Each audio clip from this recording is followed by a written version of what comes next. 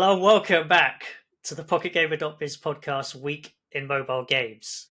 Finally returned after a month's hiatus. Get into the brief details of that shortly. I'm Craig Chapple, head of content at PocketGamer.biz.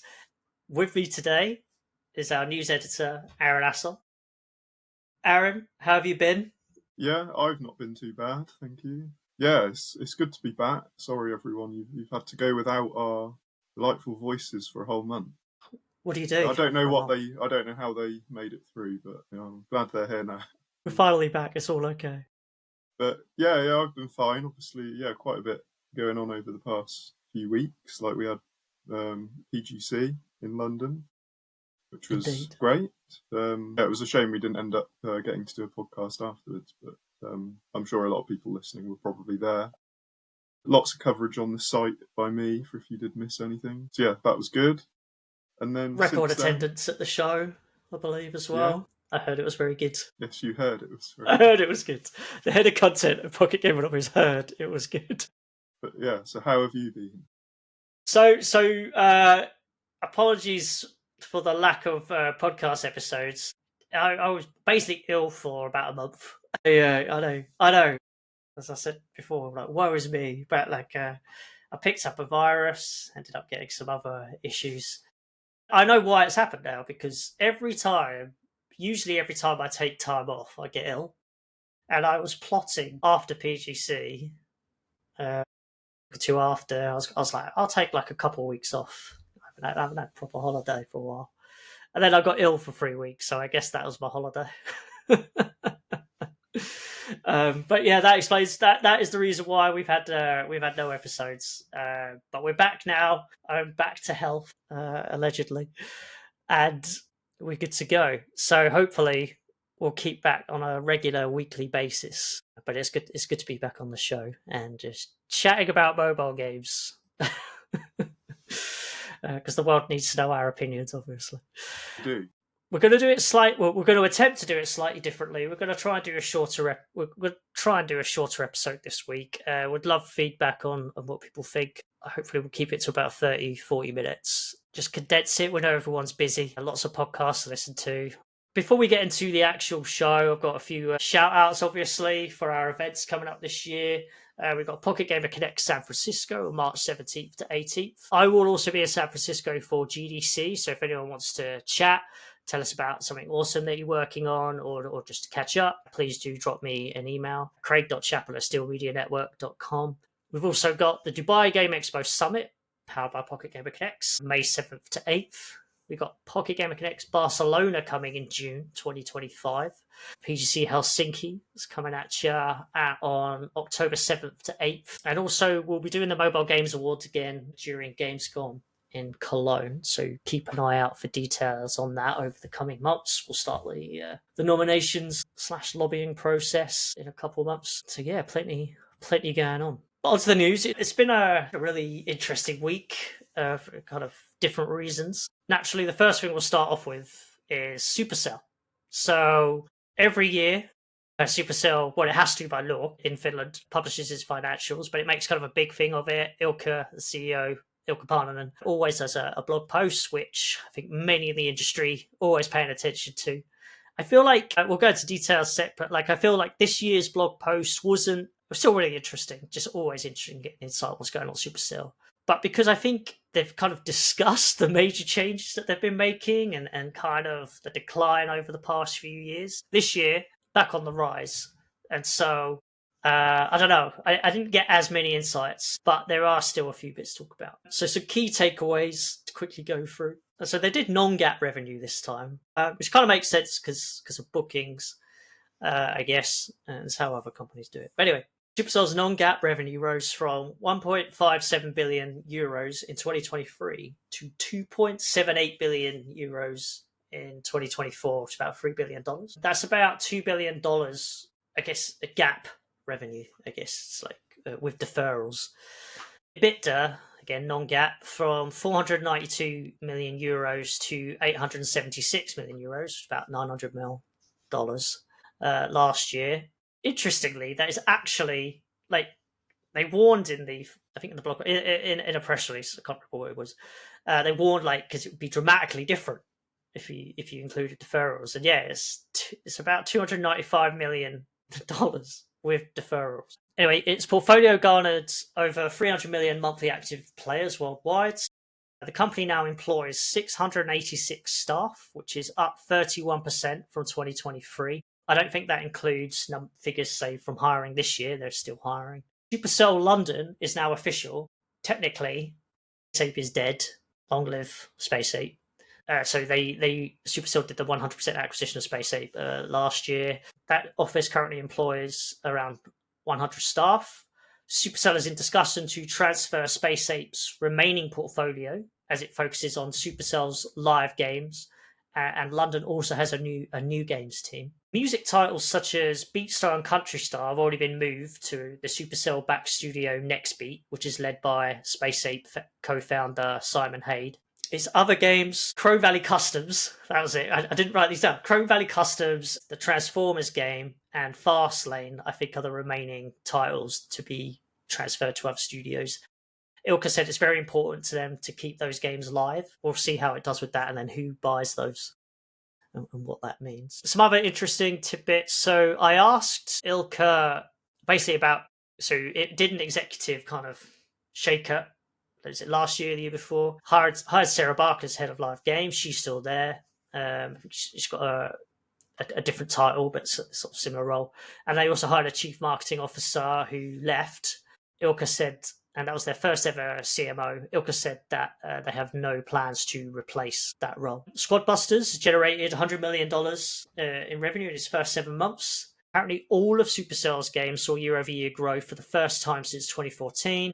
And then some other interesting things. Apparently, a big team, so they've been growing all their teams. A big team at the company is considered to be around 60 to 80 staff, which is still quite tiny considering some companies, hundreds of people on just a couple games or one game. So that's really interesting. Also talked a bit about the Spark program, which is their incubator for new teams. That's open to, I think initially it was only open to internal. They've opened that to external kind of talent. The idea is to build teams, and then those teams can build games. But the main thing is they want to focus on building the right teams. I think I want to say I think it was 3 teams kind of have come through that, and 3 or 5 teams come through that, and are working on new titles. So we'll see how they do. And there was also a tease about Mo.co, their latest game that's been in kind of closed beta. There was a wink hint. So I imagine the game's going to come out in soft launch. I don't imagine they'll go straight to global launch again. You never know after Squadbusters, but I think that will be a soft launch. So yeah, there was some interesting stuff there. There was some interesting quotes about kind of the success of Brawl Stars and the the failed launch really of Squadbusters as a Supercell level game.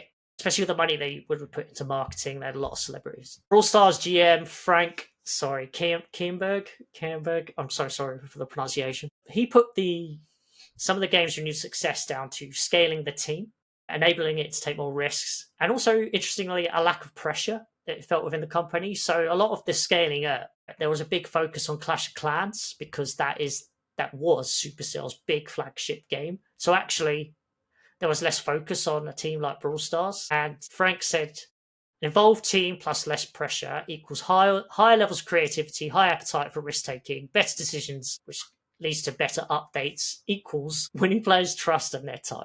Which I just found interesting. Obviously, they did a lot of work and trial and error, but it sounds like actually a lot of the changes Supercell have been making have really worked out for that game. Ilka was in his whole career, he's never seen a game that's a few years old suddenly just surge like it has, and it's become their flagship title.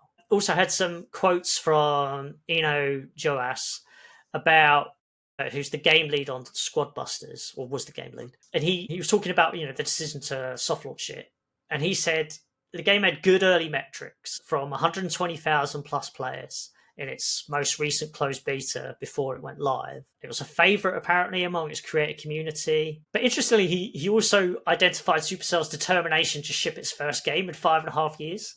So you talk about a little bit about the pressure off of the Brawl Stars team. Weirdly, it sounds like, especially, and I say weirdly just because of how Supercell is run in theory, where it's the team's decision to launch, not a top-down decision. But it sounds like there was just pressure to launch. So his quote was, "Finally, it'd been 5+ years since launching Brawl Stars, which was 2019." And he said, "As a company, we really wanted to ship a new game." And then he adds, "We wanted to make sure we do not fall in the trap of analysis paralysis and wanted to be bold and take risks. We believe taking risks is a critical part of Supercell culture. We do not want to become a company that is so tied up with success that we don't dare risk failure." So I thought that was interesting. And then he later says there were many aspects of the launch we might have done differently, but he still thinks ultimately it was the right call to ship it. Soft launching the game globally and taking more time with it perhaps would have given us indication of the true audience and what they want, or perhaps not. We will never know. I asked Ilka, lastly, I said there's going to be a quicker podcast. There's not. I asked Ilka, did they have any regrets, basically, over the launch? And how would it impact future release decisions? Looking at you, Mobile Co. And he said, or Moko, and he said, everything that they've learned from the Squadbusters launch, we can now apply to any future game launches. And he said, admitting that the title was nowhere near the team's ambition level. And he said there'd be going to be a lot of changes, key changes, maybe even kind of game-changing changes over the next year as they look to kind of turn that around and into a success. Because Supercell has never shut down a live game. So curious if this ends up becoming the first. I've talked a lot there. I guess, Aaron, what do you think about kind of Supercell and some of the stuff that they discussed? Yes, obviously it's all very sort of interesting to get those insight. I guess it's kind of, they have to put a positive spin on it, but I like the sentiment at least of the, despite their size, they don't want to get to the point where they're too afraid of failure to try anything. I wonder if that's a sort of something that too many companies across all sorts of industries end up falling into. And then a lot of companies that get to that kind of size, it's because they experimented and did something different. So I guess encouraging to at least hear that attitude of we'll take risks, try something different, even if it doesn't work out, rather than just do that once and then it be really successful and then just try and keep playing it safe thereafter. So that stood out to me in particular. I kind of think it's just still the antithesis of Supercell's culture. Risk taking in that you could do in the design, but ultimately they need. It's easy to say now, I guess. But actually, people kind of saying it. Actually, to be fair, people saying it at the time. You're skipping soft launch. That's strange. There was some comparisons made by Ilka to Brawl Stars and how Brawl Stars could have, I remember at the time, maybe it might not have launched. It was in soft launch for a really long time. I want to say 18 months, maybe it was longer. And there was maybe this just won't release globally. They made a lot of key changes during that time. But that 18 months gave them the time to make those changes before a full launch. You can only launch a game once. Yeah. I don't know, Brawl Stars again kind of goes against that because then years later it has a massive surge of revenue. But you still the sentiment, you can only launch once, and people, if they tap out, they're probably not going to come back. I don't know. I just think they should have tested it. And I feel like the comparison to Brawl Stars is a bit strange in the sense that, as I recall it, but obviously it could be different internally, the factors, but they made some key changes, which helped, and then they released on Android because it was in App Store only for a long time, and that's when they got kind of a lot more players in, and I think that helps with the decision to go global. And so I feel like you've got all these changes and factors and data that suggested, okay, Brawl Stars is going to be a hit, and they didn't have that seemingly with Squadbusters. It was just we think this is a good game, we're going to launch it. Obviously, again, kind of easy to say with hindsight, but people were obviously saying at the time, maybe they should have gone soft launch. I'd be surprised if they did this again, if they didn't go through kind of a lengthy soft launch, or at least a short soft launch. Oh, the game's amazing. Okay, we'll go. But like, yeah, I'd be surprised if they do this again. Good luck to them for if any company can do it, kind of turn the game around. It's Supercell, but you just have to wonder if there's like core issues with the game that they can't turn around. Basically, we'll see. Going to move on to some other news. So we'll go on to AppLovin. They're going to sell. So AppLovin plans or has already agreed to basically sell all its studios and games. So it's all of its apps business for $900 million. And so it's going to focus on its very lucrative ads business, which has kind of been growing insanely.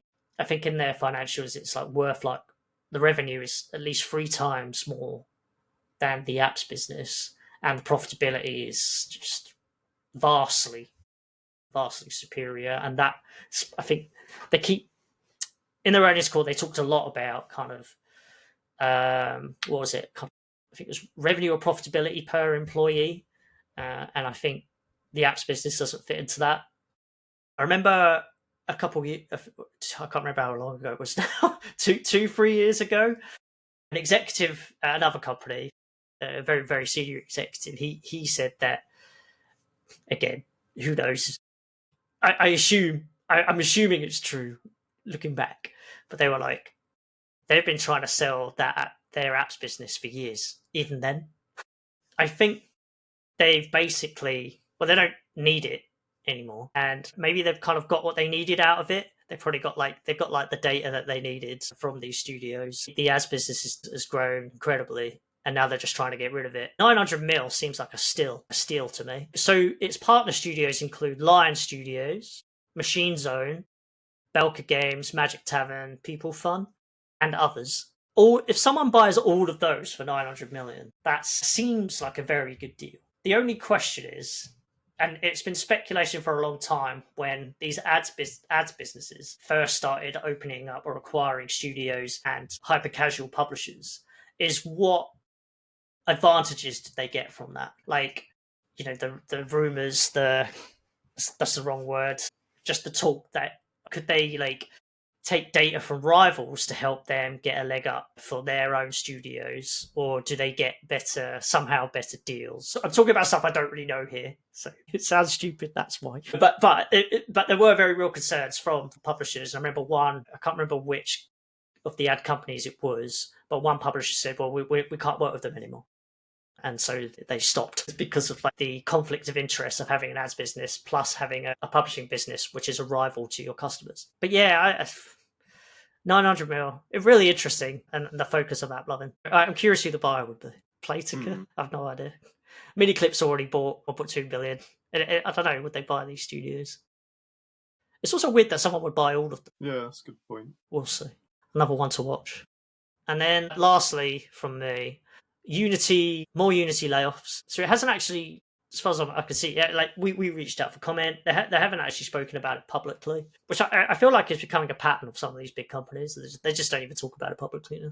Maybe they don't see the point PR wise, which I find strange, because if you don't nip it in the bud and basically just be open about it, take the hit, then these stories can kind of drag on. Like something else could come out, like, oh, this other division's closed. Kind of keeps the story going for a while. And I feel like it's just not a good look. It's even worse look because the story gets a bit out of control. And so people are saying like they received the 5 a.m. email informing them of their termination and immediate loss of system access, which is kind of strange. Apparently their behavior team has been closed, which was a visual tool for NPC and object control. 80 Level did report that Unity CEO Matthew Bromberg has confirmed the company's latest job cuts in an internal memo to staff. He said there were kind of amongst the changes are a consolidation of the Unity ads leadership team in the US. Ashkenazi will step down as Chief Revenue Officer in the coming months after the transition is complete. He was one of the Iron Source people, so I think quite a few of those have left now following the acquisition. He's going to be replaced in the role by a new executive in North America. Bromberg said that these changes are a response to choices we're making about the direction of Unity, about what direction Unity will take in the future, and some of our colleagues' jobs will be impacted. Yeah, I guess it is. Unity still going through very tough times, kind of really post runtime fee, and how I think that just shook up the company because they wanted an immediate revenue source. They couldn't really get it because it ultimately had to backtrack and then eventually cancelled the runtime fee. And so a company that hasn't been profitable, wider economic issues, they've just gone through, well, as we all know, thousands of layoffs, closing various divisions, and all that still seems to be happening. For a company that I think you would once think Unity is so widely used, it could never hit these problems, never close down. It will always be there. And I think with the runtime fee and just all of this kind of dragging on, raises some question marks, I think, about maybe not really about its future. I'm sure it may remain around, but what that future looks like. We'll see if these are the last layoffs for now. But yeah, they keep happening. Sorry, Aaron, any thoughts on AppLovin and Unity? Yeah, so obviously the AppLovin thing, it's interesting, and as you said, it's like, strange that they're trying to sell them like all these studios in bulk almost. But yeah, it was interesting when I was looking through like the financial stuff, just how much their like ad revenue side of things has like really picked up over the past year in particular. So it kind of makes sense, I guess, if I think it's something like 68% of their revenue was from ads, and then the other like 32% was from games. So in a way, it still seems strange to be willing to part with that, 32% contributor, because that's still pretty big. But I guess if that enables them to focus more on the ad side, which has been rapidly ramping up in how much it's making for them, kind of makes sense. Yeah, I mean, as I said, it sounded like they wanted to get rid of it for a long time. Maybe they're like, sometimes when I see these things, it's like they're gearing up to go public or something. And it's a better sell to say, we're a really fast growing company focused on this. Here's our profitability, revenue per employee. It's insane. It's like a few million per employee. So, yeah. Although interesting, they're still making layoffs. They noted that in the financials call. And they were like, I swear the CEO Adam said like something to the tune of, we were like one of the only like really profitable companies that keeps making layoffs all the time, as if it was like, out of their control. Obviously, they're doing it for reasons, but yeah, it's an odd thing to say. Yeah, I thought so. Yeah, I haven't done the story yet, but they according to California War Notice, they laid off more employees last month. So yeah, they're still kind of going through changes. Obviously, there was major changes to adjust last year. Right, so I think that's the end of my bit, which took us to 30 minutes of the quick podcast. But Aaron, you've got a couple of stories. Where you go? Yeah, so obviously we've talked quite extensively on the podcast about Pokemon trading card game Pocket, but any excuse for me to talk about it again. So here we are, and it's been quite rare to actually hear, something official, kind of almost behind the scenes from like the creators. But thanks to developer DeNA's latest financial report, we actually have some kind of official word on it. So yeah, DeNA said that the game has had a huge impact on their overall games revenue, which makes sense. Obviously, like estimates have put Pocket at like over $500 million in player spending already. So obviously it makes sense DeNA would see some of that, although there's it's unknown what the split is, but there's some split between them, the Pokemon Company, and Creatures Inc., who make the physical card game. But yeah, obviously DeNA is getting some of this revenue. So they recorded a 60% year-over-year revenue surge in Q3, which is the quarter that Pocket released. So that also made Q3 the fourth consecutive quarter of quarterly growth for them. And the games segment as a whole, so all of their games, made 120.4 million in profit. That's converting it from Japanese yen. So like over 120 million profit just from Q3. So although they've not said that's all from Pocket, in Q2 they made 9.7 million profit, and Q1 was about 5.8 million. So like drastically more, and it's like 120 million. Which I think is also quite interesting. Q2 was their other Pokemon game's 5th anniversary, so maybe that explains why it's higher. Yeah, so yeah, I guess that's why Q2 was higher than Q1, but still, yeah, Q3 when Pocket released was like more than 10 times more profitable. which is kind of crazy. And yeah, DeNA acknowledged that Pocket had a, quote, major contribution to the profit rise in their games category. They also said that Pocket has had a very high retention rate compared to other DeNA games, and a large number of users have signed up to the premium subscription service in the game, which I guess would suggest that it's kind of high earnings will be ongoing if people stay subscribed. So yeah, all round very kind of positive numbers there. Yeah, there's basically everything's going well for them as of Q3 with Pocket coming out. So obviously the profit went up to 120 million for games. Revenue-wise, their games segment sales increased 29% year on year, and yeah, the profit surge was something like 8,000%.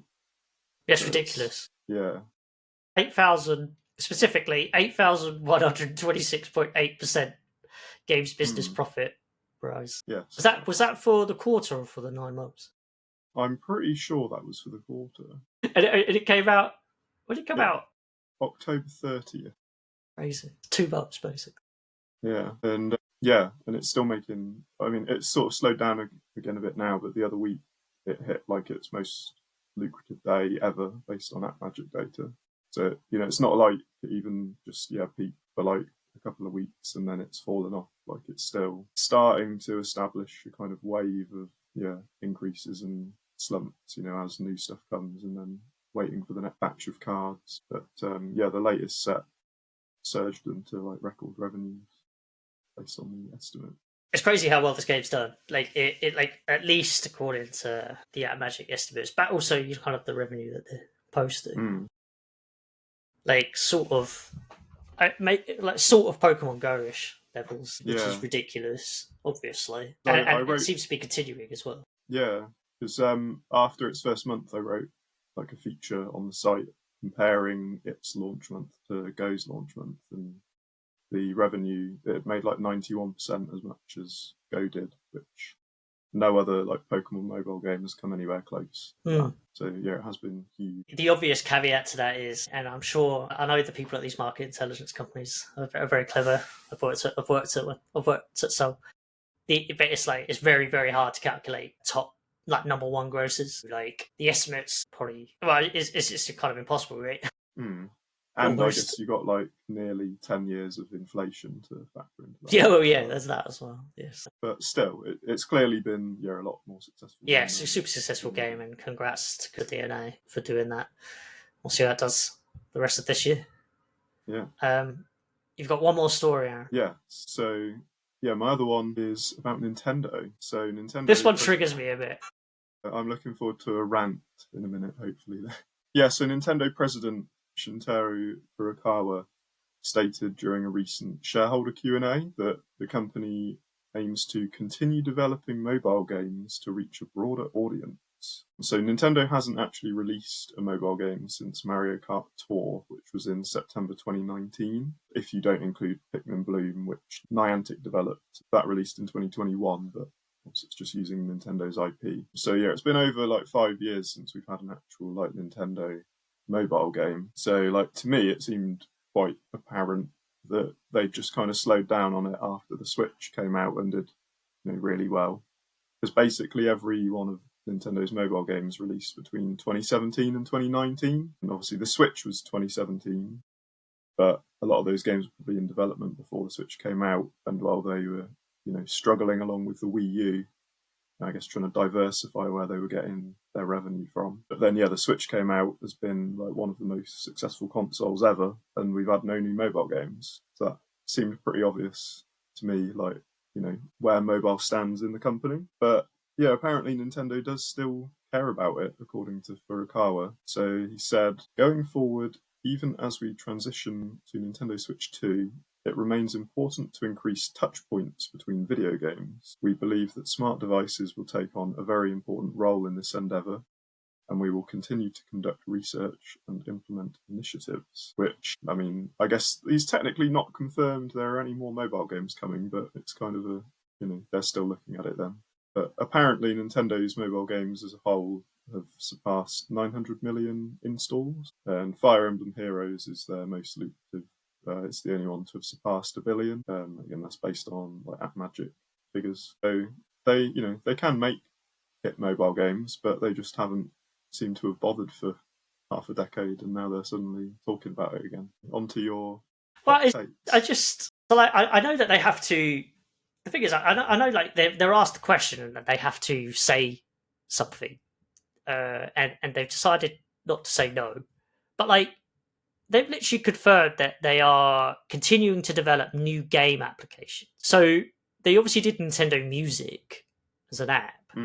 And that is another touch point technically, which I think who knows how well that'll do. But like I feel like that's quite interesting, potentially clever to try. But to say they're working on new games, like it's been, as you said, like last game they launched in 2019. It's taken longer than Supercell, and it's just there's a few things like their mobile games just haven't done that well. Now I know people will probably think, Fire Emblem Heroes obviously did amazingly well, made loads of money, $1 billion game. That's like a proper mobile game, right? I still play that daily, 8 years in. Right.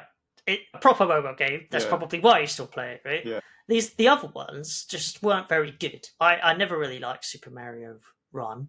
And it was premium.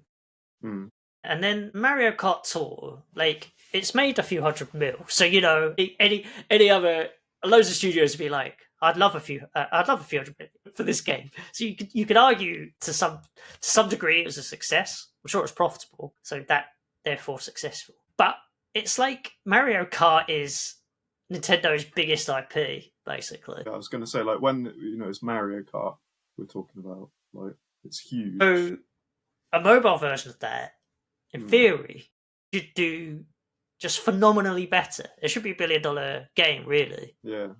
And then the other thing is, you can kind of see how Nintendo just doesn't want to embrace ultimately mobile monetization and really just actual how games are played, how people even want to play games on mobile. You got rid of the gacha mechanics in Mario Kart Tour, and you can only subscribe, and that was probably done a bit from Nintendo's eyes. Probably a bit late, but to protect the IP and maybe avoid getting banned in some countries, perhaps. But like they just never embraced it. To me, they've made some other games that are just absolute flops. What's left? Yeah, is that Dr. Mario World or something? And it's just like they don't care about it. What could they possibly release now that would be good? I don't think they will. Yeah, I don't think they should. I say, given it seemed like most of these were probably in development during the Wii U period, and obviously they didn't know how the Switch was going to do or how massive it was going to be. I wonder if they're kind of saying it because they don't know how the Switch 2 is going to do. If it ends up being another Wii U, maybe they'll make mobile games again. I don't buy that at all. I just don't know why if they are working on stuff, it's just pointless to, I think. The Switch has been super successful. The Switch 2 will be successful, I have no doubt. Because it doesn't have the problem of like the jump from Wii to Wii U where it was like, this is the same. It looks the same, but just simply calling it Switch 2, I think it just avoids the confusion. Branding's more obvious, like that it is a new thing. Yeah, and like you said, I remember at the time, but it was because the Wii U wasn't doing well at all, and then for once Nintendo sort of caved. It felt like Nintendo caved into investor pressure to do something, and so they were like, okay, yeah, we'll do mobile, and then they just sort of. I don't think their heart was ever really into it, to be honest, and perhaps just luck that the team on Fire Emblem made a proper mobile game, and that Nintendo was happy with that. And it's not really one of their biggest IPs either, so maybe that's why. No, it's at least at the like, time. Compared to like Mario Kart and Animal Crossing and stuff, like Fire Emblem is pretty neat.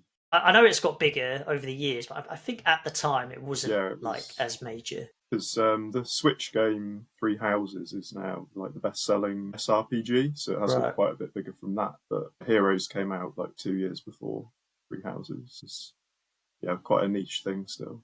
So yeah, maybe that's why they were allowed to like make it properly. Yeah, but it just seems like a distraction for them. Just focus on Switch 2. That's enough work. Yeah, and then just for the rest of it, just license. I think the licensing deals that they've done makes sense. Yeah. Deal. Pikmin. I always forget Pokemon is like a third owned or something by Nintendo. But Pikmin, which did very well. But at a certain level. Right, I think that brings us to the end of the episode. We'll try to do them quicker in future. I'll desperately try and not talk as much. We'll see how that goes. It was great to be back on the podcast again. Thank you all listening for tuning in, especially if you made it to the end. Well done. There's no prizes, I'm afraid, other than our eternal gratitude. And all the insights that they've got out of it. And all the insights that everyone's got out of it, I'm sure. Especially when I say, I don't know much about this. I attempt to provide insights elsewhere, but gotta be honest when I don't fully know. And yeah, we'll be back, fingers crossed I don't get ill again. And we'll be back again next week. But yeah, we'll see you again soon. Thanks, Aaron, for being back on the show. It was great to chat. Yeah, good to be back. Yeah, and as well.